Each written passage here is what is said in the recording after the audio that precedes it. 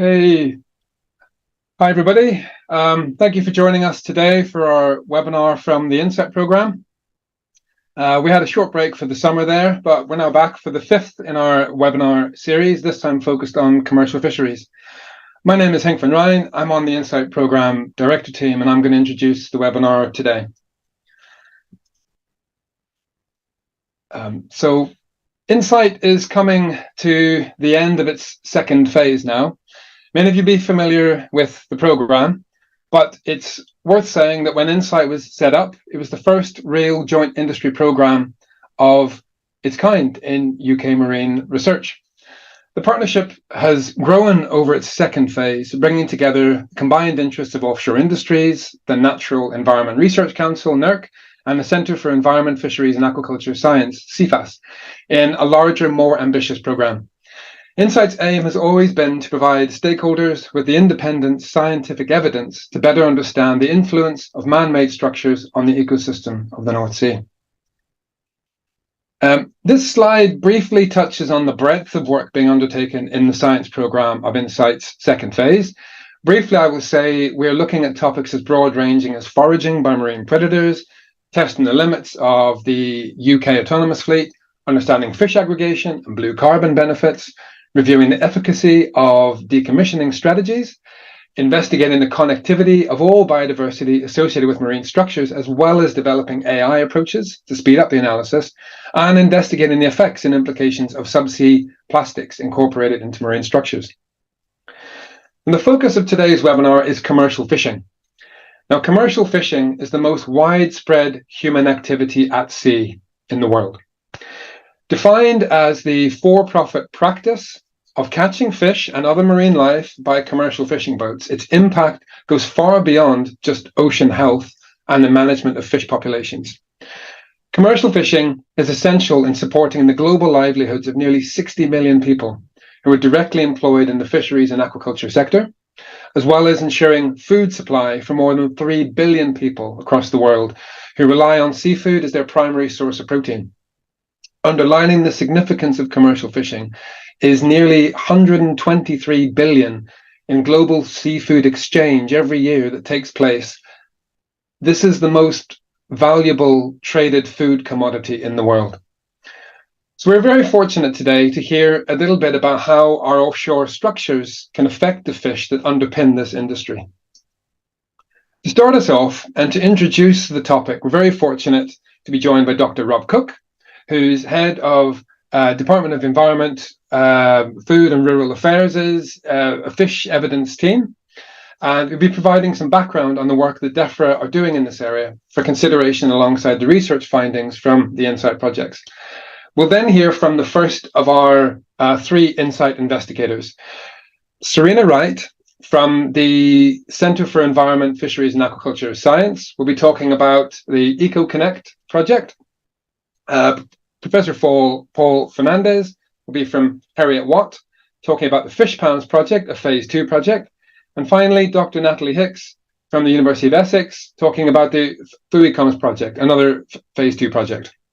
Finally, I will host a short question and answer session towards the end of the webinar, in which there will be an opportunity to ask our speakers any questions that you have about the talks today.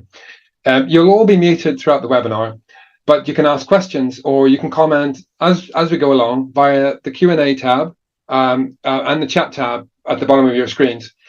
And you can upvote any questions that you like, and this will indicate that there are perhaps more important questions, just using the thumbs up icon. And in addition to this webinar being recorded, as you'll see throughout the webinar, we also have a live illustrator, and they'll be carrying out an illustration alongside the talks and the Q&A session. We'll give you glimpses of this as we go along, but the final images will be made available via our website. So one final note, just before we hear from our first speaker, is that earlier today we sent out a short feedback form to all registered attendees. This is to gather your feedback on the webinars, content and outputs, such as the recordings and policy briefs that we make available on our website connected to these webinars. We're really interested to hear back from you about these things, so please do take the 15 minutes or so to fill that out. So we hope you enjoy the webinar. I'll pass you on now in a moment to our first speaker, will be Dr. Serena Wright. Serena, handing over to you to talk to us about phase 1 project that you worked on, EcoConnect.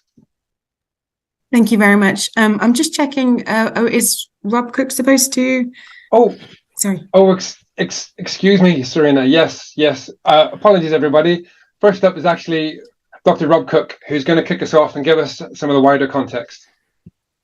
Thanks, Serena, and thanks, Rob. No, thanks, Hank. I thought I had a momentary reprieve then, so thank you. Apologies. So yeah, yes, please carry on. Yeah, good morning, everybody. So yeah, I'm Rob Cook, and I head up the fisheries science team here at DEFRA. So I wanted to give you a brief kind of policy introduction, and I'm going to focus on sort of 2 areas in particular. So first of all, as you're all aware, the UK has a very limited amount of marine space, but we have very ambitious targets on how we should use this marine space, with 50 gigawatts of offshore wind energy targeted by 2030. This will obviously take up a significant amount of our marine space, but we'll be focused in a few areas. Added into this as well, we've also got ambitions around our marine protected area network, and which may have restrictions on fishing activity. And this may occur in up to 40% of our marine space, which is the amount of our marine space that's currently designated as marine protected areas. So adding these 2 things together, I think just these 2 factors together, you also have to kind of consider everything else that uses the marine space as well, from aggregate extraction to oil and gas and to cabling, all place significant challenges on our marine space. Currently, the fishing industry, as Hank said, is our kind of most widely distributed activity, and at the moment it faces very few but growing number of spatial restrictions. And you can see this from the activity map on the right, with the amount of sort of fishing effort. I think this is a surface abrasion map for around the UK of our EEZ.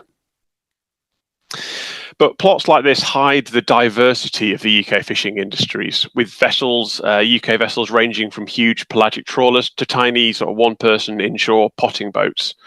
And these obviously operate very differently at different scales. So plots like this hide this diversity, but also it hides how fishing activity is changing over time as fishing activity responds to pressures such as fuel prices, different fishing opportunities, and as well as how stocks move and adapt with climate change. So as such, there's a growing challenge around this spatial data and how it enables broad-scale policy decisions that reflect the diversity of this fishing industry. Given this spatial squeeze, there is a kind of a growing need for co-location between the fishing industry and offshore wind. But what will this look like at a UK scale by 2030? Which fishing sectors will it favour? And which sectors may be displaced, and where will they go? And how will these decisions be made? With this co-location and the increase in offshore wind will come new challenges for fisheries managers. Will offshore wind structures, for example, act as fish aggregation devices, or will they increase production at a stock level? Both of these things will require different management responses, and they'll probably have different responses for each stock as well. For example, as well, so which stocks will be most impacted by our changing sea uses, and do we need to change how we internationally negotiate some of our shares for these stocks? Plus, how will the cofactors of climate change and offshore wind interact for key stocks found in our shallow seas going forwards? Will we need more quota for sole and less for place, for example? So hopefully these provide you a kind of a little bit of a scene setter and an opener for the other talks. Thanks.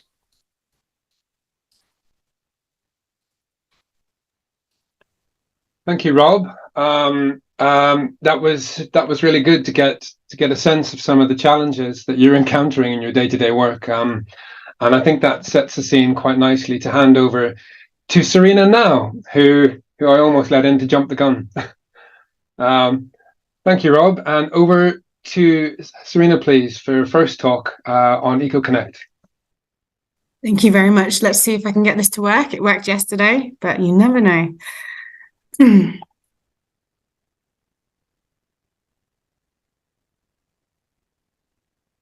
Is that working okay? That's it. All good. Okay, perfect. Thank you again for allowing me to talk to you today a bit about, I suppose, some work that was done quite a few years ago now.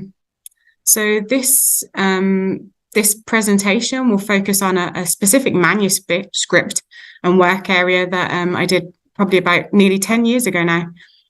It basically focuses on the fish abundance in relation to man-made structures using tagging and scientific kind of survey data. So I'll just give you a brief overview of what this work actually did. As I mentioned, it was funded during phase 1 of INSITE in 2016 and 2017. The focus of this work was to explore how artificial structures may have a direct or indirect impact on the behaviour of mobile foragers. So we basically explored how environmental and physical features in the North Sea, so including things like wrecks, wind turbines, oil and gas structures, were associated with local abundance of 3 fish species, specifically cod, plaice, and thornback ray. So just to give you a rough overview of the methods that we used, as I mentioned at the start, we focused on the use of electronic tags. You can see 2 types of electronic tags in the top left. These are some of the first devices used in these original studies. So one's a Mark 1 and one's one of the low-tech tags, I think. So basically, these tags are placed internally or externally on the fish and allow you to look at fisheries independent behaviour of these animals at liberty over years, depending on how long you've set the deployments for. So as I said, we focused on 3 core species, plaice, cod, and thornback ray, and we reused some of the tagging work and the large tagging studies undertaken in the 90s. So programs of work like Codicy. So there's huge amounts of tags were put in the water, and we used that information to basically better understand what was happening with the structures and the environmental conditions during those deployments. So it was basically a repurposing of the tag data, and we combined it with data collected over the same time periods during the IBTS, the International Bottom Trawl Surveys. And we basically created general additive mixed effects models just to look at how distribution changed and was influenced by these different variables that we applied in the models. So this is a very, very quick summary of the results. These are some of the core plots that we extracted. And here is an example showing Central European plaice in Q1, so January through to March. On the left side, you can see fish abundance. This would be from the IBTS, the trawl survey data, showing the larger point shows higher abundances. The middle map shows the model output. So we can see nice hotspots where we saw hotspots from the fish abundance run. So it's important to have those marrying up. So obviously the models were effective at reproducing that fish abundance from the IBTS data there. And finally, the final panel is the structure abundance. And this panel on the right actually represents oil and gas in Q1 of that same period. So there wasn't actually a great marry up here for this example, but it just shows how we did it basically by quarter for the different species and the areas that they kind of visited. So just to give you a rough overview of the results, as I said, the kind of core results are, it's all published. So I'll send a link in the chat just if people want to have a look at the wider study. But we looked at how variation in abundance was explained by the different variables like depth, temperature, and structure presence. Unsurprisingly, the greatest variation was explained by physical variables, so depth and temperature were very important for the modeled species. As you can see in the top panel here, you can see the kind of the effect, with a larger point showing a bigger effect, and the red being negative correlation and green being positive. We saw no significant contribution from wind farms at the time during that period, but I would like to note that there were very few oil and gas and wind farm structures in the areas at the time of the study, so in the early 90s. And I think things are very, very different now. The core results for the kind of 4 blocks of species and areas studies. So for cod, depth and temperature were the most significant variables. For thornback ray, it was depth, temperature, and wreck abundance that explain the most variance. For central place in the North Sea, it was depth, oil and gas, and cables. And finally, for the western place, we saw greatest kind of variation explained by the oil and gas and cable distribution. So the table on the bottom right kind of summarizes that. But again, I'd probably refer to the manuscript for more detail. So just to jump to the discussions again, we saw overlaps between species abundance and structures. So I think we can all predict that the overlap between species of abundance and structure presence will affect trophic dynamics, which may impact their vulnerability in these areas. In terms of what this means, ecologically, we don't know what impacts these changes in kind of distribution and co-occurrence of species and structures is going to have, especially when factors are combined like climate change and other elements.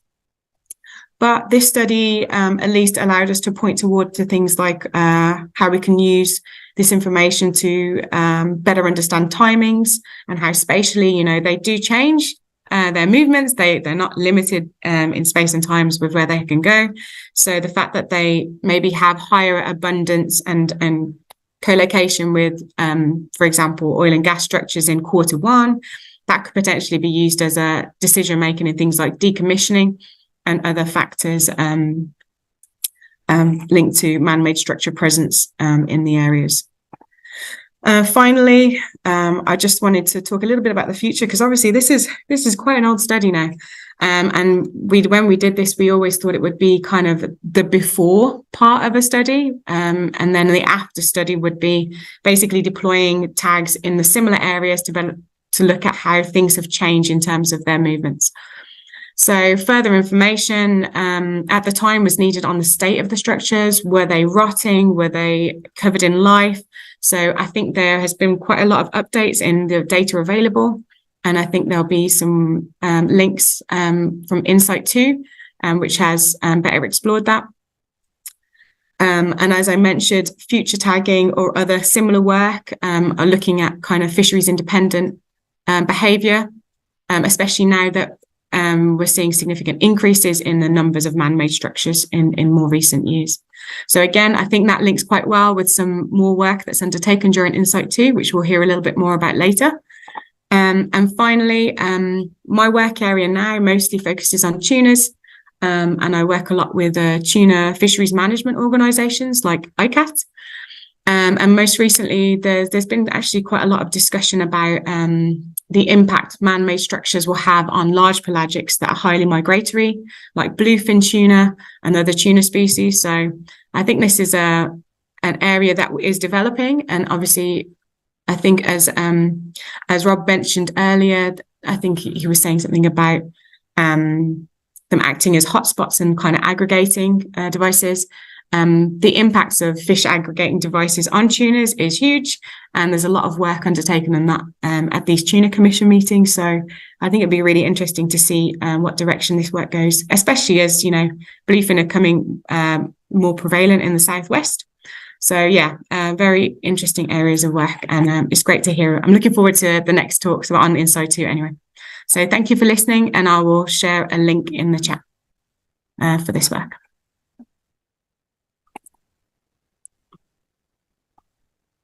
Thank you, Serena. Thank you. you raised some really interesting points there, and particularly like what we've seen over the last 10 years, a lot more structures going into the North Sea. And with the relationships you're finding with the fish abundance and temperature, say, we do know temperature is increasing too. So these are two things increasing, and what are the implications of that going to be? If anyone in our audience has any questions for Serena, please do note them down, and we'll get back to those at the end. Great, thanks again, Serena. And as you've teed up Paul Fernandez very nicely. Paul has been working on fish palms, an INSITE phase 2 project where the work has progressed quite a bit, and some of the methods and approaches that Paul was about to tell you about are very cutting edge and reflecting what's going on now. So, Paul, I'm going to hand over to you, please, and we'll hear a little bit about your project. Great. Can you hear me and can you see my screen? Yeah. All good, yes. Oh, okay. Hello, everyone. My name is Paul Fernandez. I'm a fisheries scientist here at Heriot-Watt University in Edinburgh, where I'm the Lyell Centre for Environmental Research. I'm a fish scientist in the kind of traditional mould, count fish, and I've been doing so for about 30 years. Spent 17 years at the Marine Laboratory in Aberdeen, in Scotland, and then moved over to the University of Aberdeen, and I moved over to Heriot-Watt only just last year. So I'm going to talk about the INSITE project called Fish Spams, spillover production and aggregation at man-made marine structures, and acknowledge my postdoc Joshua Lawrence, who's done some of this work, but also colleagues at the University of Strathclyde, who are partners, as well as Marine Scotland, who provided some facilities, some of the work that you'll see. Just a brief outline of what we'll be covering. So I'll talk about the INSITE project, and in particular the concepts of spillover, production and aggregation, terms you might have heard before. I'll touch on some of the technology we've been using. On the top right here, you'll see an uncrewed surface vehicle, which allows us to get close to these structures within the exclusion zones, for example, and also inside wind farms without having to worry about the safety concerns of people, because there are no people on board these uncrewed surface vehicles. I'd like to make a distinction between studying fish and fisheries. I'll touch on that. And then finally, I'll talk about the implications of our work for fisheries and some of the wider aspects, topics such as the spatial squeeze that has been mentioned already by Rob, changes in distribution, and actually implications for scientific monitoring. Okay, so we know that man-made marine structures attract fish, and in some cases, they are being shown to be highly productive areas off the Gulf of California, for example. And this has led in various places to the Rigs to Reef programs, notably in the USA, Gulf of Mexico, but also work we've been doing in Australia and Thailand with Chevron. And prior evidence suggests that the density, although it's quite high, is very localized. So generally, when you look at the distribution of fish, so fish density on the y-axis here, as a function of distance, it's quite variable. And as you've seen in the previous talk, it can vary according to factors such as depth and temperature. But in the case of introduction of a structure, like an oil and gas platform, which provides a niche and a habitat and food for fish in particular and other organisms, you get an elevated fish density. So at very short distances, and at the structure itself, we know we get quite very high densities. And this range of influence, as I said before in previous studies, mostly in the Gulf of Mexico, but also in the North Sea early in the early 2000s, suggested that it was very localized. And this range of influence of higher densities at the structure was very much localized to the structure, within about 100 meters, according to published works. However, if this was to occur over a larger distance, you would get spillover from the structure out into the wider area. And this is a common feature of marine protected areas, for example. And this is either caused by aggregation of fish moving towards the structure and or production by fish producing at the structure and dissipating out into the wider area. So these are the three terms, aggregation, production, and spillover, that we've been looking for evidence for in the Fish Spams project. We've been doing that using sonar, multi-frequency echo sounders to be precise, which provide very high resolution data to study these effects. So this is the sort of currency of our data, our echogram, where you have depth on the y-axis from the surface down to the seabed here at about 148 meters, and distance along the x-axis, which in this case I've provided as from a particular structure, which you can see outlined in green here, rising about 40 meters from the seabed. And on top of this, you can see these red objects, which are fish schools, and then these slightly blue objects, which are individual fish, clouds of plankton in mid-water. The scale here is a color scale which represents the echo intensity, and obviously the stronger the object is at reflecting sound, the denser it is and the more indicative it is of something like a fish or a structure like the seabed and or the man-made marine structure. And we can do some signal processing to isolate components such as the fish schools in this case, and then we can integrate all of this information to give us fish numbers and density. Because we know how much energy is reflected from one fish, we can sum up all the energy, acoustic energy coming back from all of these fish, and then give us a density estimate. We can do some other types of signal processing to isolate single fish. So the previous one was fish schools, such as herring and sprat. In this case, we're talking about individual gadoid fish, such as hake, haddock, cod, saithe, or whiting. And these appear as individual dots because they're distributed as individual fish, and we can use different sets of algorithms to determine these, and then we can count these and come up with densities of fish there. So we did a survey of small man-made marine structures. So this is a typical jacket, and some of these have been partly decommissioned, notably Miller and Hutton in the North Sea. And as a result, what's left is footings. But these footings are still significant structures. They're about 20 meters high and 40 by 80 meters. And we surveyed these structures in 2021, courtesy of Marine Scotland. And this is the echogram we found going over the Miller site. So again, this is the echogram of depth down to about 100 meters, distance from structure. So the structure is here, and the green outline depicts the remnants of that decommissioned structure. And on top of that, this mushroom cloud is a huge fish school, about 30 meters high, about 200 meters wide. We estimate this to contain about 1.5 million fish. Saw this on the 25th of June, went back the next day, and here is the same structure, passed over it again, and in this case, the fish had dissipated and only a small school was left to the side. Came back 5 days later, and the fish school was once again on top of the structure. And then we did several passes over this structure to see how persistent these fish schools were in time. So this is now 6 o'clock on the 30th of June in the lower panel. And then at 6:30, more fish had joined in, so the school had enlarged.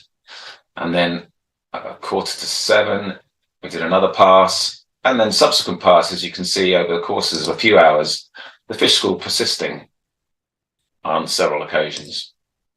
And if you put all of that data together, with fish density on the y-axis and distance from structure on the x-axis, we can plot the densities and estimate the range of influence by fitting a segmented regression, as you can see here, by the Miller platform on the left and the Hutton platform on the right.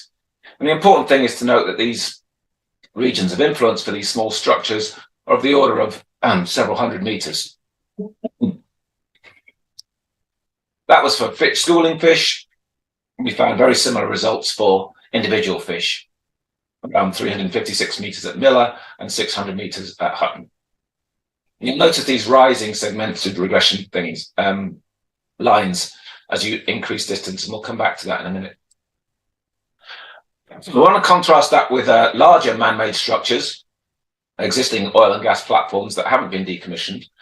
And we did a similar approach, collecting data from 16 platforms, this time on a large ship.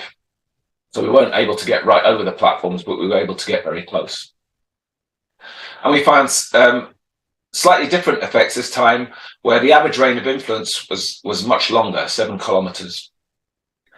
And we had a slightly different approach in estimating the density as a distance from structure, whereby we compared that with background fish density in similar conditions, similar substrates, similar depths, similar latitudes, but far away from the structures. And the average range of influence for the larger structures was about 7 kilometers, but quite variable.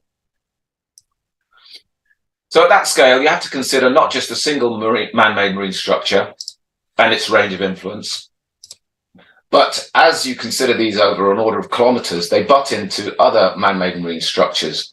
And in the case of oil and gas platforms, there might be several that are located on a field, but then you can consider offshore wind farms where the network is much tighter, and even though the structures are smaller, the range of influences might be smaller, they're also much closer together. So when you think about it as a network, it's no longer just relevant to look at fish density as a function of distance, but look at fish density as a function of platform density, as a function of man-made marine structure density. And in these, you would expect that the more platforms there are per unit area, the more fish you would expect to see. And these are our results when you consider this network effect, where we measure platform density as opposed to one individual platform. And this is for fish schools on the top right, and for individual fish on the bottom right. Finally, I just wanted to talk about the fish and fisheries distinction. So when you talk about fish, you're really looking at fisheries ecology to study their distribution and abundance. And in particular, when you look at man-made marine structures, you might be interested in fish as prey for other receptors, such as seabirds and marine mammals. And the difference to looking at fisheries is that this is more about the human activity to catch fish. And although it includes elements of fish ecology, clearly, it also includes that human element and the socioeconomic factors which drive human activity, notably the fact that they want to go to high density areas to catch fish. So what are the implications for fisheries from our work? First of all, to talk about the spatial squeeze. So AVP Mayor have been commissioned to write a report for the NFFO and the Scottish Fishermen's Federation, and this map on the right shows the various areas that are likely to be close to fishing in blue, energy projects, and in green, marine protected areas. So that excludes fishers, at least of mobile gear, in an operational sense because they can't operate in wind farms, or in a regulatory sense because they can't operate in marine protected areas. So you have a loss of traditional areas for these fishermen, and you have increased competition in the areas that are left. In terms of changes in fish distribution, we've seen that fish clearly move into these man-made marine structure networks. So we've got aggregation of fish into these networks. So that's almost like a double whammy for fishermen. They're excluded from these areas, but the fish potentially move into them. However, if there is some production, then perhaps fish will spill out of these marine man-made marine structures and their networks. And as they do, they spill over, and you might find that fishing is very profitable along the edge of these structures. And that's quite typical in the case of marine protected areas in other parts of the world where fishermen fish along the edges of these marine protected areas. And finally, just a few notes on scientific monitoring, because our surveys, the IBTS, the International Bottom Trawl Survey that was mentioned earlier, will also be excluded. And so we'll have to think about new methods for doing that. And we did some work actually at Rockall, where we used video samplers instead of trawls to survey monkfish, for example. And we'd also have to think about stratification in terms of our survey design, such that we include these hotspots. Otherwise, we might be missing fish, such as the ones you saw on top of those structures, those large fish schools that I mentioned. So just to conclude then, we found that oil and gas platforms have quite long range of influence and fish density and a spillover effect from the immediate structure. And that larger structures may have longer regions of influence, but it is variable, and there were no effects in some structures. And we're trying to find out why that might be. But it's clear that MMS act as networks, particularly as offshore wind farms. And then implications for fisheries uncertain, because exclusion combined with other exclusions and fish aggregation may reduce fishing opportunities, but production and spillover may enhance them. And I guess it's that balance that we need to determine to work out what will be the implications for fisheries overall. Thank you. Thank you, Paul. You raised some really interesting points there. I'd love to hear some questions about that too. I think they're there is a lot of uncertainty over if you've got greater aggregations around areas where the fish can either not be fished or fishermen cannot go for other reasons, and if the fish are comfortable and end up spawning there and you end up getting production, then you actually might end up creating a great juxtaposition. so I think yes, if anyone in our audience has any questions for Paul around many of the issues he raises there, but also I'm sure you can see that the science is built on from Serena's work 10 years ago, and you're getting a far greater precision of the surveys and how the data are being used. So that's really great to see. Thank you, Paul. We're going to hand over to our third science speaker today. That's Natalie Hicks, who will be talking to us about some of her work on the FUICOMS project, which will be taking a slightly different tack. Over to you, Natalie, please. Brilliant, thanks, Hank. Yeah, I'm really pleased to present some of our work today on the FUICOMS project. It's a slightly different slant to what Serena and Paula presented. Our project is a benthic-focused research project, and so we're looking at the seabed. And today I'll present some of the work, but happy to discuss any of the other variables and parameters we've measured that may come up throughout my talk. So for those of you who maybe have not been seeing the news, you may not realize that seabed carbon and fisheries have been really high impact stories recently, particularly in the last couple of years, after a high impact study or two came out of the US, which suggested that bottom trawling could be as detrimental to the climate as air travel, suggesting that the act of trawling resuspends carbon and eventually leads to CO2 emissions being emitted back into the atmosphere. Now, this has gone back and forth with different scientists and different controversies. It's still hugely controversial, but as yet we don't have any scientific empirical evidence to support this. And trawling is one of the biggest activities we see, particularly in the North Sea. This is an image just showing the rough trawling swept area across our continental shelves. This is from an IGARD report in 2017, and it just shows a sort of snapshot of time and where trawling occurs.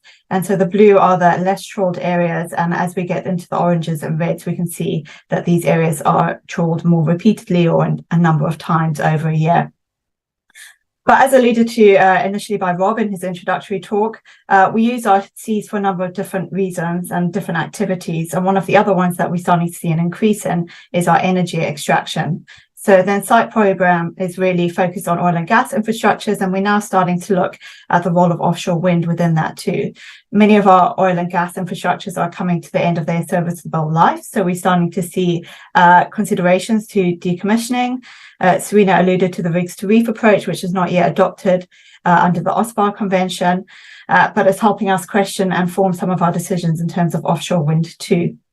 So we've got a number of human activities occurring within the North Sea, and it's that consideration and management of these activities whilst also providing an environmental sort of protection status depending on what we want to focus our priorities on. Now, the seabed is particularly important and it plays a role in carbon. We know that oceans play a huge role in helping regulate our climate, and they take up a significant amount of our CO2 emissions. But as for the carbon itself, a huge bulk of this is actually stored in the sediments. So you can see the figure on the left-hand side here is a schematic from our LEG 2020 paper, where we produced a carbon budget of the entire Northwest European shelf. So that covers nicely the areas we were talking about earlier. And the blue circles represent the different stocks of carbon. So we've got our coastal habitats, we've got our water, and we've got our sediment. And you can see the sediment by far and above contains the most amount of carbon. And just as a reminder that when we talk about carbon, we often talk about carbon stocks in terms of blue carbon, but also what is also important is the movement of carbon between these different stocks. And some of these are highlighted here in the arrows. But at the same time, we know that the seabed is really variable and very patchy. Most of our North Sea sediments tend to be a slightly coarser, permeable, sandy sediments with a few muddier spots. And the muddier the sediment tends to be, we assume it's got a higher amount of organic carbon. So the figure on the right here is a model prediction of where our organic carbon stocks may lie in the continental shelf. With the darker bluer the color means it's more likely to contain more carbon. And so it's interesting to look at the interaction of that and overlying that with where some of our trawling activities may be. What is really interesting from a carbon perspective is that as soon as we erect a man-made structure, such as oil and gas or renewables within this environment, there's often an exclusion zone associated with this. And this excludes certain activities such as trawling or dredging.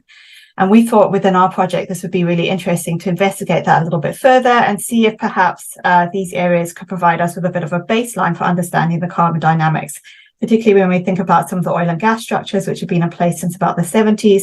So we've got a good few decades where a lot of this human activity has been excluded. And so similar to what Paul mentioned in his study, we were lucky enough to get samples on the same research survey that visited 2 of the decommissioned sites. So we've got Miller in the south here of this figure you can see here, and we've got Northwest Hutton further north. Both of these have been partially decommissioned with their footings remaining intact, but all the top side of the structure has gone. And they were decommissioned at slightly different times. So Northwest Hutton was decommissioned in 2009 and Miller's decommissioning program was completed in 2018. And we really wanted to study the amount of carbon within these structures from close by the structures at an increasing distance gradient away from them. And you can see some of this represented here. And so we sampled the seabed at an increasing gradient, starting at 50 meters and then doubling our distance as we moved away from the structures.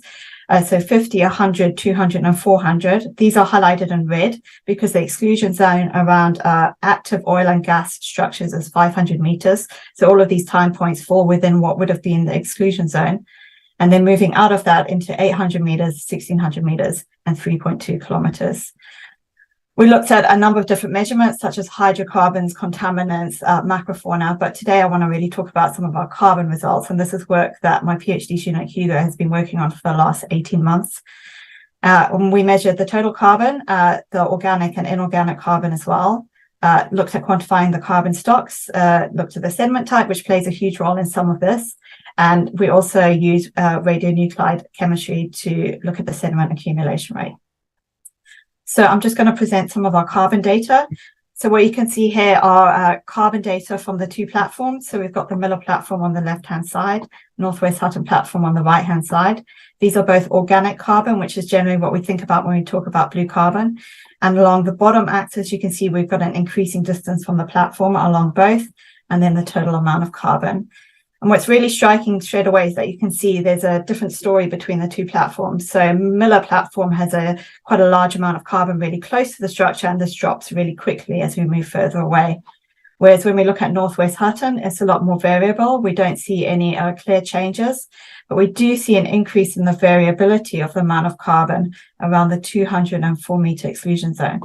Within that former exclusion zone. And then as we move away, we can start to see that variability drops.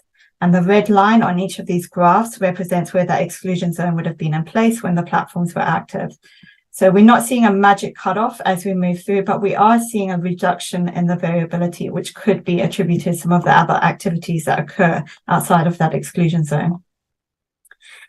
If we have a look and extrapolate that to total amount of carbon, so this is the top 10 centimeters, how much carbon we have around those sites, and the different colored bars represent the north and south transects that we carried out. So we've got, again, Miller on the left-hand side, Northwest Hutton on the right-hand side. And this reflects what we saw in the previous slide. We're still seeing a slightly different story with higher concentrations of carbon closer to the Miller platform and dropping away as we move away, relatively consistent.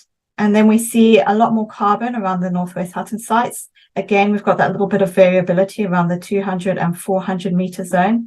And then we head back out of our exclusion zone.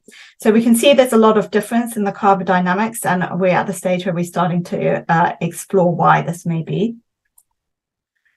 But in terms of what the key messages are and how this links back to fisheries and trawling, importantly, the two sites are very different. So we can't extrapolate from looking at 1 or 2 or maybe even 5 different decommissioned sites to what this might mean for man-made structures and carbon dynamics. Now, we know context is important. Some of these were alluded to in the previous talks, things like temperature, water depth, age of structure, time since decommissioning. And importantly, for when we're talking about carbon, understanding the sediment type we're working with is really important, and it's often a key predictor in how much carbon may be found there. We can see that the carbon stock does vary within the exclusion zone. There's no magic cutoff as we cross into that exclusion zone or back out of it.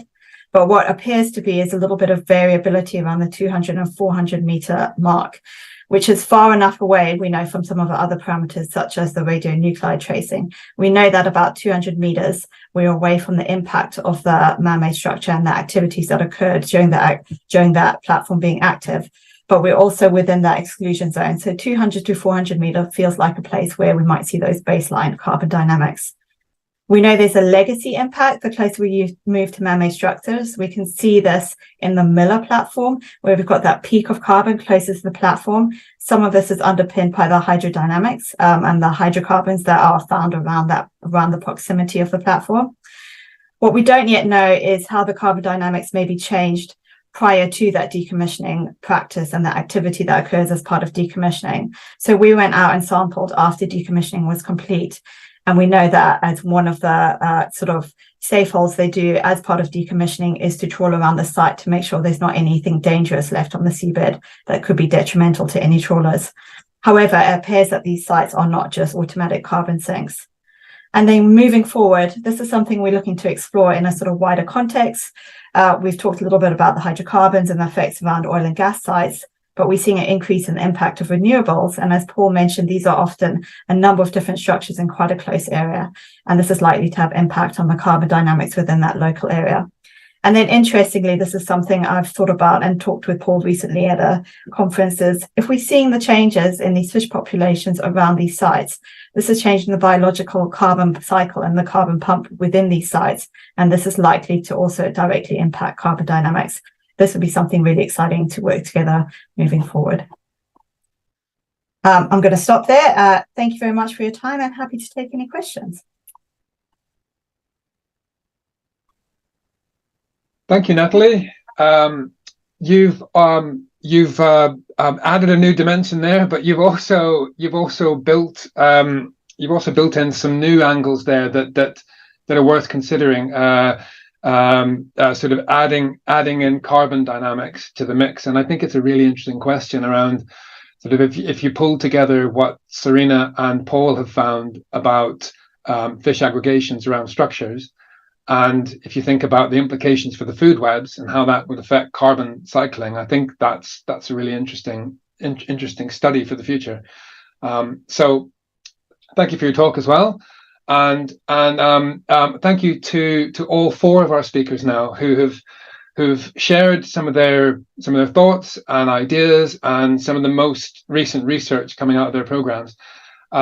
This is a good moment to pause and have a look at the live illustration that's been fleshed out as our speakers have been going. And as you can see, you see elements of the different talks have been captured there. Looking really cool, really cool. Thank you, B, for that. And we'll keep adding to that over the rest of the webinar. And at this point, we open up to answer some of the questions that we've had so far. So if you've got any questions for Natalie, please can you add those to the mix as well. We've got all of our panelists are back now, and if we can bring them up on the screens.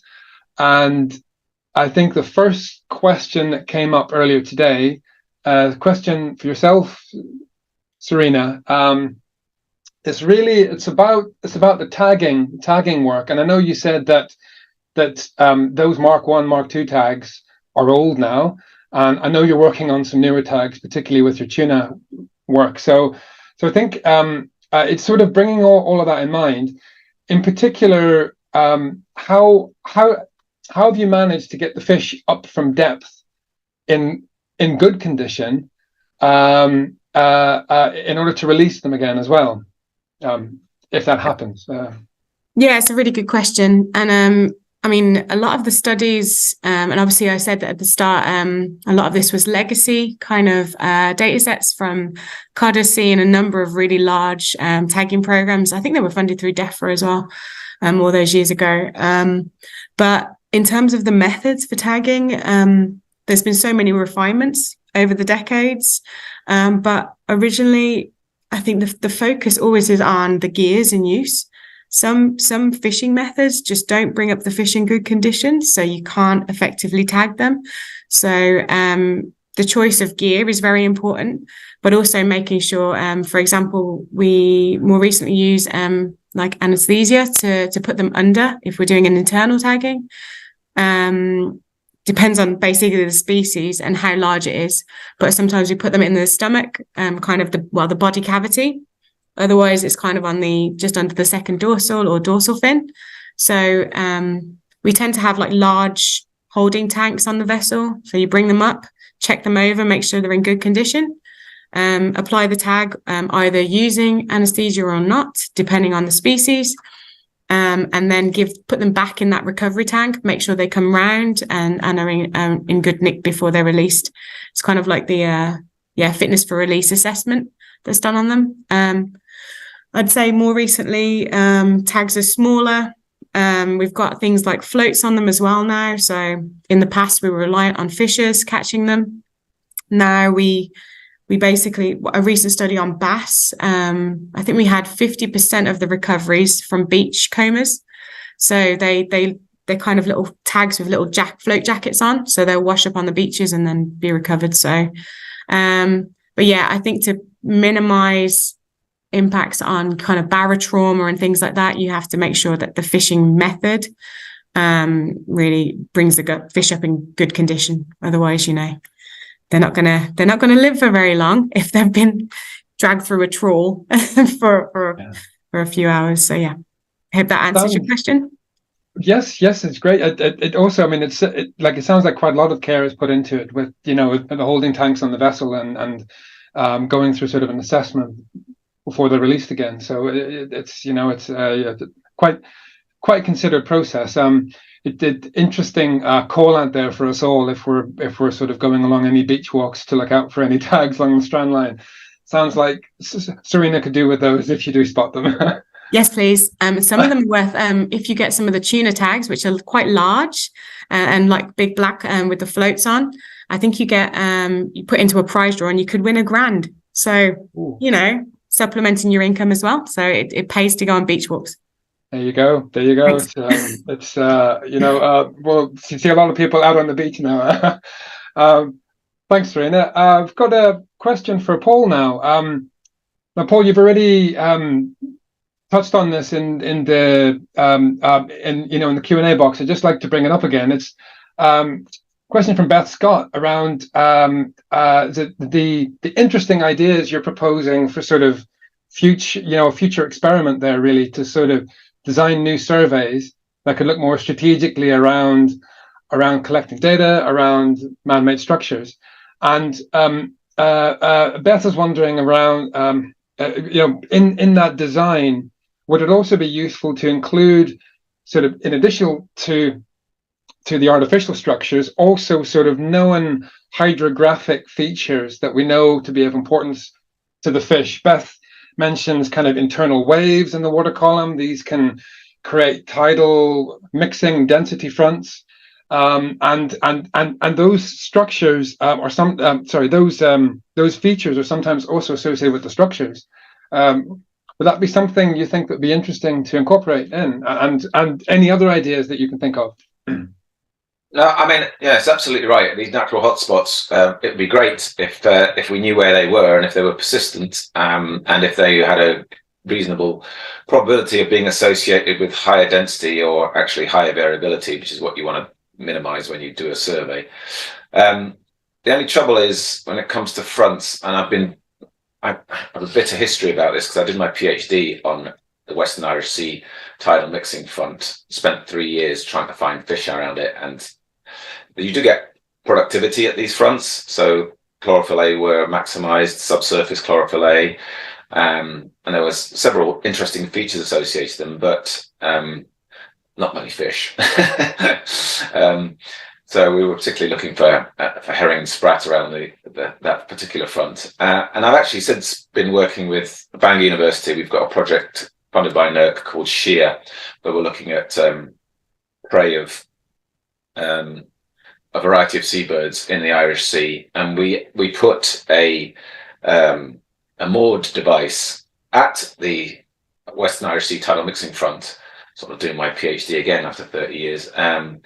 And again, we also did some surveys with a ship in and around this, concentrating on that front. And because these fronts are so dynamic and they're pretty weak features and they sort of move a lot in space, it's really hard to pinpoint where their activity is going to be. But more importantly, the fish response is not consistent. So we found, for example, that there was more fish in other areas around the Irish Sea, and paradoxically, actually, up in the northeast, where there's a load of oil and gas structures and new wind farms, which is really interesting. So, I mean, yes, if we can find them, but I remain to be convinced about the influence of fronts, particularly in the North Sea, on fish in particular. That's all really interesting, and I think, Paul, the some of the work going on in the Eco Wind program under the Pelagio project is looking at some of the questions around fronts. So there'll be a lot more attention in that area, and hopefully they have a bit more luck than you in chasing your fronts there and trying to collect the data in the right places. Yeah, no, it's not the front. The fronts are there and they move around. It's just the fish are just a bit more mobile, and it's not a feature they seem to like very much. Well, at least for herring and sprat, anyway. Yes, yeah. I mean, it's worth pointing out, and as Serena's touched on, we are studying mobile, highly mobile creatures, and as we saw in some of the the diagrams mentioned, they move around even according to the times of day and can be very, very different in their location. I'd like to move on to a question for Natalie, and it's really, it's Natalie with these dynamics and the fish moving around so much. You mentioned that some of your research that you were looking into going forward in your research team will be looking at more of the wind turbines and the structures in and around that, and we know your work is also looking at carbon dynamics, and I'm wondering what you think, sort of going forward, taking some of the experiments that Paul was thinking about and combining that with the offshore wind growth in that industry. Are there other opportunities to then study carbon dynamics in and around the wind farms, and how would you link that to considering food web implications that could then lead on to the fish and then be considered by fisheries? Yeah, absolutely. That's a very long question. I'll try to answer it. Short answer is yes. We are looking at carbon dynamics around wind farms too. We've just got back from a cruise in the Irish Sea at the moment, so we're in the middle processing all of those samples. It would be really interesting to combine that sort of fisheries aspect with the carbon aspect. If you got a number of fish in one area for a significant amount of time, there is going to be some output to the seabed from that through the form of, say, fecal pellets, which is a type of carbon. If you've got an increased amount of that, then the chances are there's an increased proportion of that will become buried in the sediments too. And then in terms of food web stuff, what we are doing within our project too is looking at existing data and looking at food web and connectivity and overlaying that with a layer of man-made structures to see how that changes too. And that's work we've been doing with CFAS. And so we've got 2 manuscripts in preparation at the moment, looking at how the food webs may change around these structures over time and what some of those drivers might be. Now, we've only really done that on oil and gas so far, and one of the big drivers appears to be hydrocarbons. So not so much the physical structure itself, but the sort of proxy for that, which is the hydrocarbons contaminant gradient as we move away. It'd be really interesting to see how that changes within a wind farm. Obviously, within a wind farm, you've got a number of structures in a relatively small area, and often wind farms are adjacent to other wind farms. which also might have knock-on impacts for the hydrodynamics. So it's definitely an area moving forward, and I see a few of these are being addressed by some of the eco-wind projects. Yeah, thanks, Natalie. I've got a follow-on question for yourself and for Paul, actually. It's not whether you bumped into each other when going to the decommissioned rigs when you were up there. It's more around what additional data were collected when you're up there. We've got a question that's come through around around the water currents that were in the water columns at the sites. And it's around the plankton, and if either of you recorded plankton when you were up there, and I suppose we're thinking from the terms of the plankton contributing to the carbon budgets and the carbon cycling, but then also the fish aggregation, their distribution.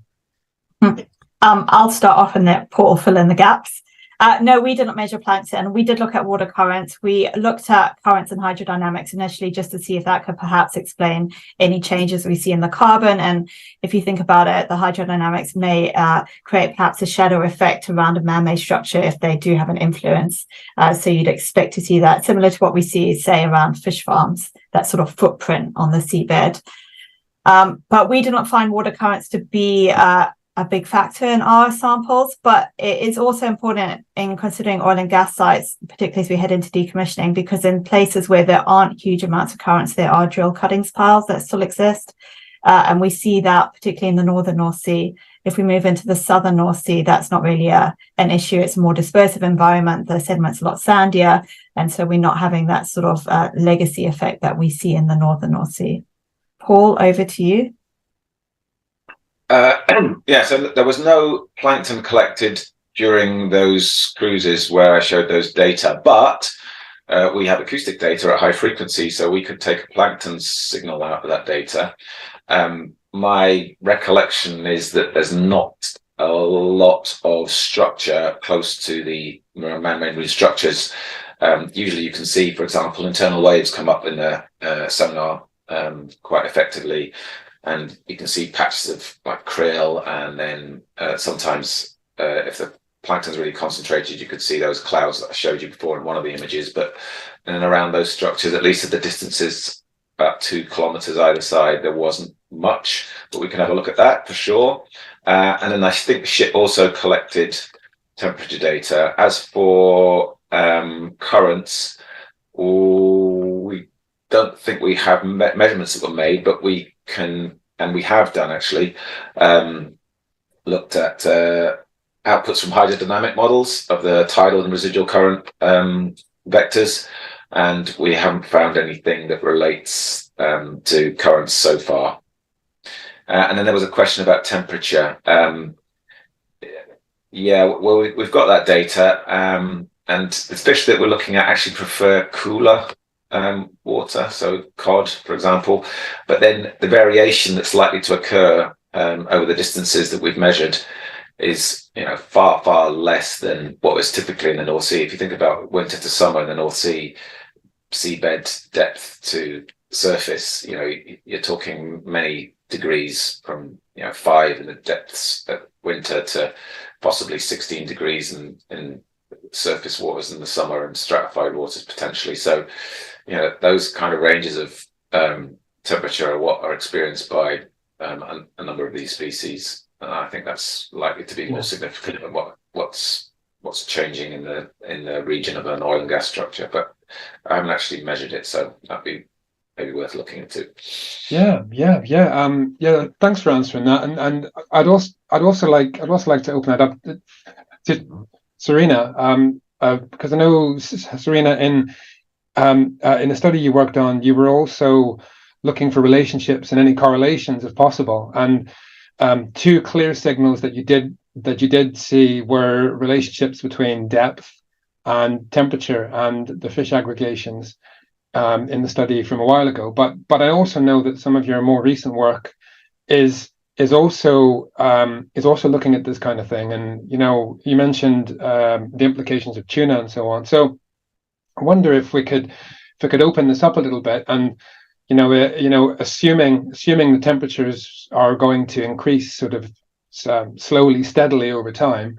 Would you like to comment a little on some of the the wider implications? Paul's given us a range there, but what would happen if that range sort of moved up a little bit? So we had sort of our bottom temperatures might stay similar, but our upper temperatures might increase quite a bit. And what would the implications be for the fish there? It's a very, very good question. And I think my main comment on that would be this would be very much species specific and probably stock specific. And it's a question that is receiving a lot more attention, I suppose, in recent decades as well. What's influencing the changes in fish distribution, especially for some of these large pelagics that are, traverse oceans. It depends on, it's like there's so many factors that are coming in and playing their part. And I think the influence of temperature along with man-made structures, I think there's already been some big changes in distributions and abundance. And, we've seen that in, I think it was is it like 8 to 10 years, the bluefin tuna have come back in the southwest. What was driving that? Is that food availability? Is it temperatures? Have conditions changed? Is it their prey that's making them move? I think my main thought is it's very difficult to disentangle what the driving factors are. And it will always be a challenge because we're limited in what we're able to record as well. So quite often we focus on depth, temperature, salinity, because we have it modeled. We have the nice products that, we can apply to our models and simulations, but there's so many other elements that will be driving the distributions. For example, anoxic layers, we're getting better products, which will allow us to better understand changes. But I think it's a very big question, and it's so dependent on where you're looking and the species and the stocks. I think it's a very dynamic environment out there, and I think we just need more things in situ, on these structures. I mean, they must be monitoring temperatures and other factors that alongside them. So I think it would be great to see what products are going to be out there as well in the coming years. I mean, imagine, if all structures had, a range of temperatures or other variables that they're recording continuously that can be used to better understand, maybe acoustic signal, biomass strength, I think there's a lot of studies that could be done in the future, but, there's a lot to be done still, maybe. Yeah. Does that answer it? I don't know. Like, absolutely. Yeah. And let's hope it happens. Lots of opportunities here, and something you say, I think, might be of interest to Natalie as well. There is this, if we do see species shifts and changes in the species, how would this affect sort of carbon cycling?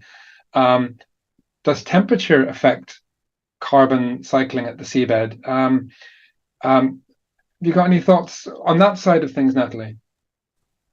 Yeah, I don't know about species-specific effects on carbon. I guess it would depend, if we're talking just fisheries, it would depend on whether they were, say, benthic dwelling or not. Obviously, having fecal pellets or the increase of flux of carbon to the seabed may increase it, irrespective of species. In terms of temperature and carbon dynamics, carbon is very much determined by microbial processes which do respond to temperature. And Serena touched on briefly there anoxia and hypoxia, and that can influence carbon burial too. So one of the things we talk about when we talk about trawling is the removal of animals from the seabed. So you get a decrease in biodiversity, but what you do then get is possibly an increase in carbon burial because the carbon's not being moved around. You're not getting that oxygen penetration within the sediment. So you're seeing perhaps a slight increase in the amount of carbon. So it doesn't really answer the species question. Coming back to that in terms of understanding which species are contributing to the carbon stock, you could use sort of clever biomarkers that are unique to each species to analyze the carbon and work out where that carbon's come from. That is an option. We are not yet doing that, but that's something we're looking into. Interesting. So stable isotopes and things like that. Would that? Yeah, that sort of thing. You need to know where it's come from effectively, so you can then look at the relative proportions that make up your carbon stock. Interesting. I think we're building a suite of different experiments that are going to come out in the future here. In the webinar questions here, I've got another one, and this is addressed to Paul. And it touches on it touches on all of the talks that we've heard today so far. So it's from Ewan Edwards. It's an interesting question around disentangling the aggregation of fish that we're seeing around structures, disentangling that from the absence of fishing activity immediately around those structures. So Paul, is it I suppose this is maybe getting into the realm of opinions.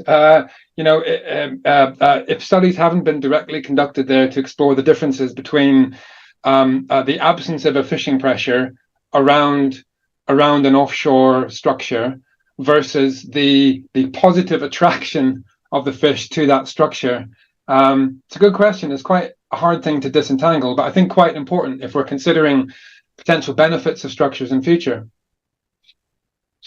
Well, I don't know if it's a disentanglement, because it's cause and effect. I think the fact that there isn't fishing the 500 meter gives fish opportunity to refuge there, and therefore you'd expect, if, for example, there was a lot of fishing activity in and around the area, which fishermen do target pipelines and sometimes target oil and gas structures because they know that there's fish there.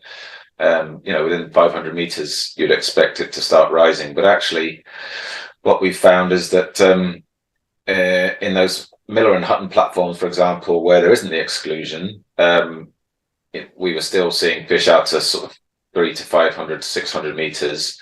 But in the ones where there is, then it was much longer than that. So, yeah, for sure, the 500 meter exclusion zone has an effect. Whether I think the bigger problem is teasing out whether it's aggregation or production. We've observed aggregation, and we've observed aggregation over longer ranges, so that's that done.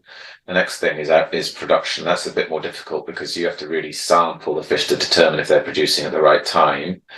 But there is other bits of evidence that we're now looking for. So one of the things I didn't mention, because we're still working on it, is that in addition to getting the individual fish, we can determine the size of the fish.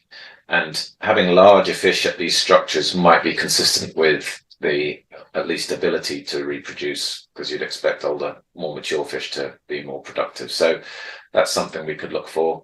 And then there is other evidence from other studies, notably in wind farms of Southern Bight in Germany and North Sea, that have found reproducing, therefore mature and spawning cod in and around wind farms at greater densities than outside. So coupled with the evidence from California, where fish were definitely producing at these structures, it's very likely that they are producing. We just need to find evidence for it in our waters in the North Sea. Great. I think that answers that question quite well. Thank you. I'll move on to, I think this is a more sort of widespread question that that any of our panelists could answer, and it's not that simple.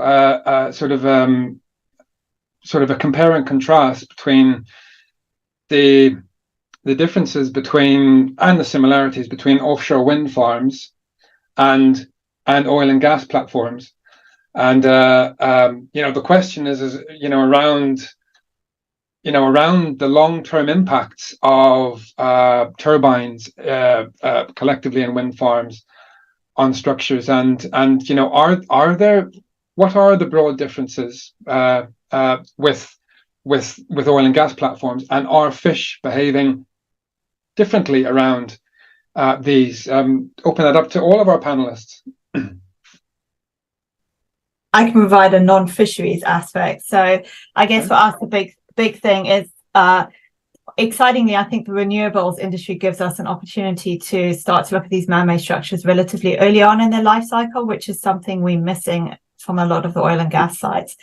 So being able to capture that sort of time series as we go through that evolution of construction activity and then eventually decommissioning, whatever that might be. For us, the biggest thing would be the difference in hydrocarbon contamination. So that's something we won't see at wind farms. We would likely see changes in perhaps the metal concentrations as well. We have measured that around oil and gas, and there are changes, but I expect those to vary slightly in wind farms.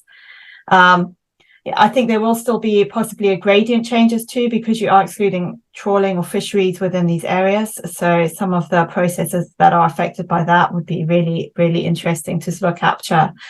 I think it presents a new opportunity. How that actually impacts fisheries itself is something that Paul's probably better placed to answer.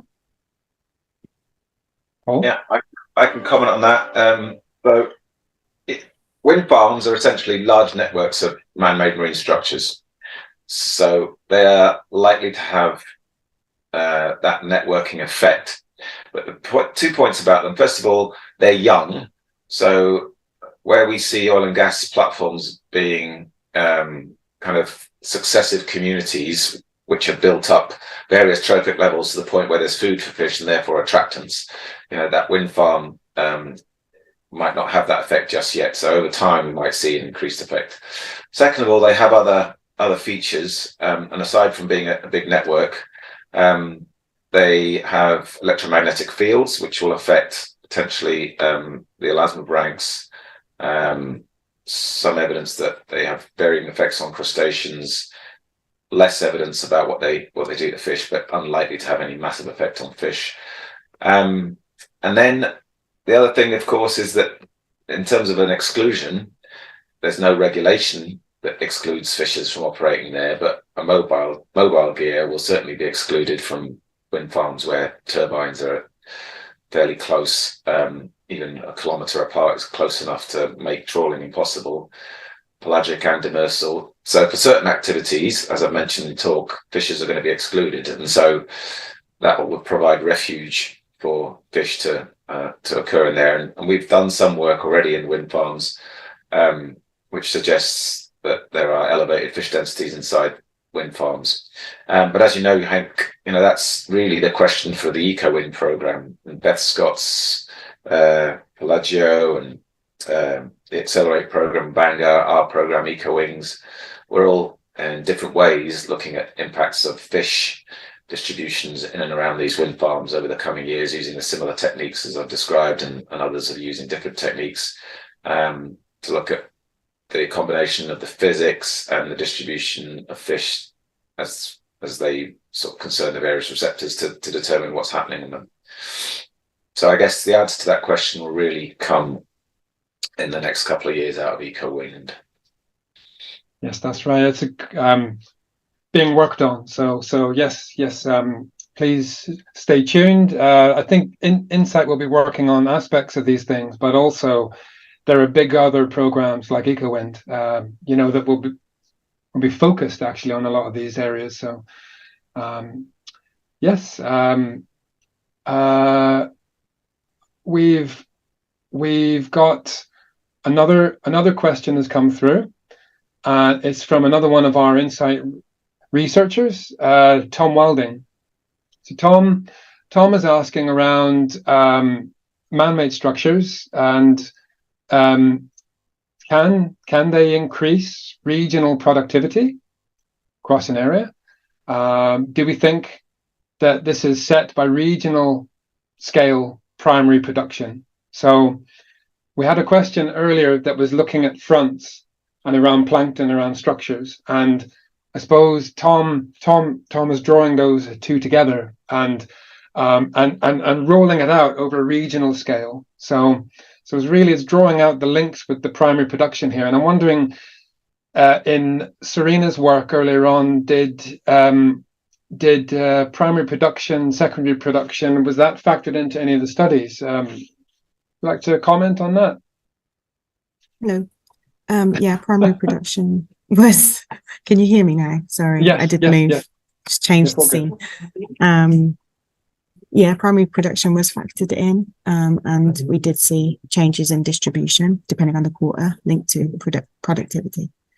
But I didn't draw those. There was a lot in this paper, so we didn't draw out too much. But I think there was a comment maybe in one of the sessions last week, which I think really applies here. The fact that, you know, these structures are physically changing the habitat available. We know that it's different. It could be a structure in a sandy environment, or that is going to really change the dynamics of production and maybe fish distribution. So at a regional level, depending on the quantities there, and I think, Paul's work really reflected on that a little bit more. But yeah, I think you can imagine that there would be big changes, but I suppose I'd probably ask Paul what's happening from your side in Insight 2. Is that something that's going to be brought in? Over to you, Paul. I think you drew out an interesting point there, looking at sort of overlapping ranges of influence. And, it depends what productivity you're talking about. Primary production is not something that we've measured, and I looked at people like Rod Foster at Hull University, who's done a lot of work on this, particularly in relation to wind farms, and Beth Scott's work. And there's some evidence where there's a change in hydrodynamics, that you might have improved conditions for nutrient mixing, and therefore you might have some localized increased productivity, primary productivity that is. But that would have to be a considerable network for it to affect the regional primary productivity, I would have thought, compared to what's already there. But in terms of fish productivity, then on the scale of the North Sea, you would really have to have a lot of man-made marine structures. And I think oil and gas platforms, even if they've got a range of influence of several kilometers, they still amount to a very small proportion of the North Sea. So that provide opportunities for, 5% increase in productivity or something like that order. But as you move to wind farms, and that area increases, the number of structures increases, then that potentially could change, and it might therefore have a regional effect. But you'd have to increase the number of structures quite significantly. And indeed, that's what a lot of habitat restoration is about. Bill Sanderson's work at Heriot Watt, for example, restoring oysters in the Firth of Forth and other places.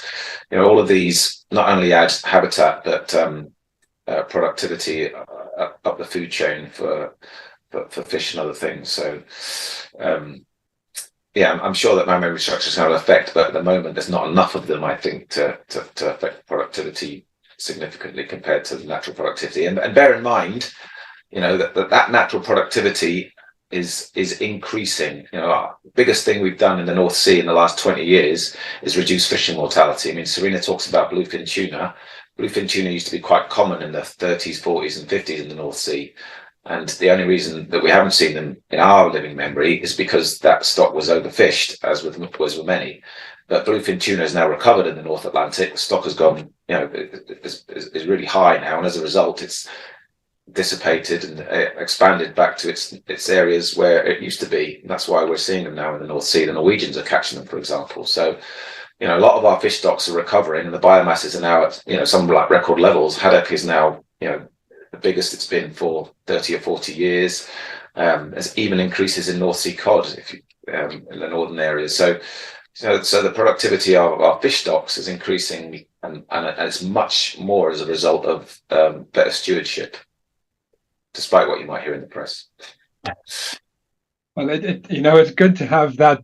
Good to have that longer term insight, Paul, and it partly goes towards answering another question from Luffy about the overall effect on the fisheries, how they might benefit, be affected, be unaffected, with a loss of catch per unit effort around the wind farms. And I think what you've said there, is essentially there's been a reduction in fishing effort, kind of overall, for certain species, which has led to them coming back, and now we're seeing a lot more of them. So with regards to this question, there's a reduction in fishing effort in and around the wind farms.